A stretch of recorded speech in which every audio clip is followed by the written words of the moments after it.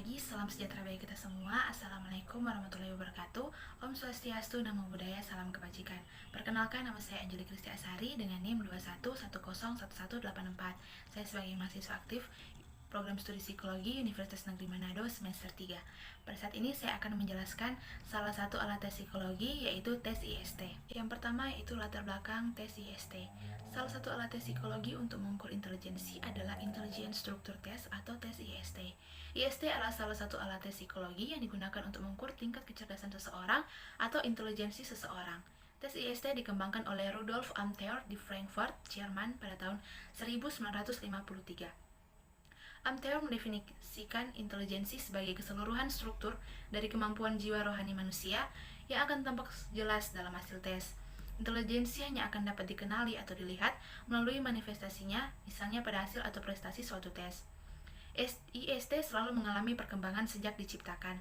IST terus dikembangkan oleh Amthor dengan bantuan dari para koleganya. Berikut adalah perkembangan tes IST. Yang pertama, IST tahun 1953. Tes IST yang pertama ini awalnya hanya digunakan untuk individu usia 14-60 tahun. Proses penyusunan norma diambil dari 4.000 subjek pada tahun 1953. Yang kedua, IST tahun 1955. Tes ini merupakan pengembangan dari IST 1953. Pada IST 1955, rentang usia untuk subjek diperluas menjadi awal 13 tahun. Subjek dalam penyusunan norma bertambah menjadi 8.642 orang. Pada tes ini sudah ada pengelompokan jenis kelamin dan kelompok usia. Yang ketiga, IST tahun 1970. Berdasarkan permintaan dan tuntutan pengguna yang menyarankan pengkoreksian dengan mesin juga pengembangan tes, setelah penggunaan lebih dari 10 tahun, maka disusunlah IST 70. Dalam IST 70 ini tidak terlalu banyak perubahan. Pada IST 70, terdapat kekurangan yaitu penyebaran bidang yang tidak merata dan menggunakan kalimat dalam subtes RA sehingga subjek gagal dalam tes ini dapat dimungkinkan karena tidak mampu mengerjakan soal hitungannya atau tidak mengerti kalimatnya. Yang keempat, IST tahun 2000. Sebagai koreksi dari IST 70, pada IST 2000 tidak terdapat soal kalimat pada soal hitungan. Yang terakhir, IST tahun 2000 revisi. Pada IST 2000 revisi ini, terdapat beberapa perkembangan subtes juga penambahan subtes. IST ini terdiri dari 3 modul, yaitu sebagai berikut. Yang pertama, modul dasar atau singkatan, terdiri dari subtes SE, AN, GE, RE, ZR, RZ, FA, WU, dan MA. Modul ME ini terdiri dari subtes ME verbal dan ME figural. Yang kedua, model menguji pengetahuan, terdiri dari tes pengetahuan. Tes yang digunakan di Indonesia adalah IST hasil adaptasi Fakultas Psikologi Universitas Padjadjaran Bandung. Adaptasi dilakukan pada IST 70. Tes ini pertama kali digunakan oleh psikolog Angkatan Darat Bandung, Jawa Barat. Yang kedua, teori yang mendasari tes IST. IST berdasarkan pada teori intelijensi yang menyatakan bahwa intelijensi merupakan satu gestalt yang terdiri dari bagian-bagian yang saling berhubungan secara bermakna, di mana jika dilihat secara menyeluruh, tes ini memiliki bagian-bagian yang saling berhubungan karena mengukur faktor yang sama, atau general faktor atau grup faktor. Tetapi ada juga yang tidak berhubungan karena masing-masing mengukur faktor khusus atau spesial faktor. Struktur kecerdasan tertentu merupakan keseluruhan dari aspek yang ada dalam diri individu, membentuk suatu pola kepribadian individu. Yang ketiga, fungsi dan tujuan tes IST. Tes IST secara umum bertujuan untuk mengetahui pola kecerdasan individu sehingga dapat memahami diri dan pengembangan pribadi. IST tes tersebut dapat pula membantu dalam merencanakan pendidikan dan karir serta membantu pengambilan keputusan dalam hidup individu. Selanjutnya, aspek-aspek yang diukur dalam tes IST.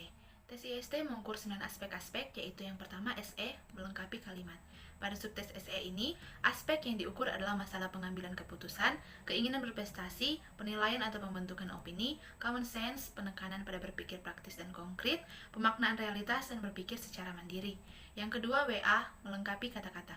Pada subtes ini, yang akan diukur ialah kemampuan menangkap inti atau makna dari sesuatu yang disampaikan melalui bahasa, perasaan empati atau kemampuan menyelami perasaan, berpikir induktif menggunakan bahasa. WA juga mengukur common sense, logika berpikir, cara berpikir konkret praktis, sense of reality, judgment, mandiri dalam berpikir, pembentukan keputusan. Yang dimaksud dengan judgment adalah artinya apakah testi mampu menilai arti apakah ia mandiri atau apakah ia salah kaprah. Yang ketiga, persamaan kata.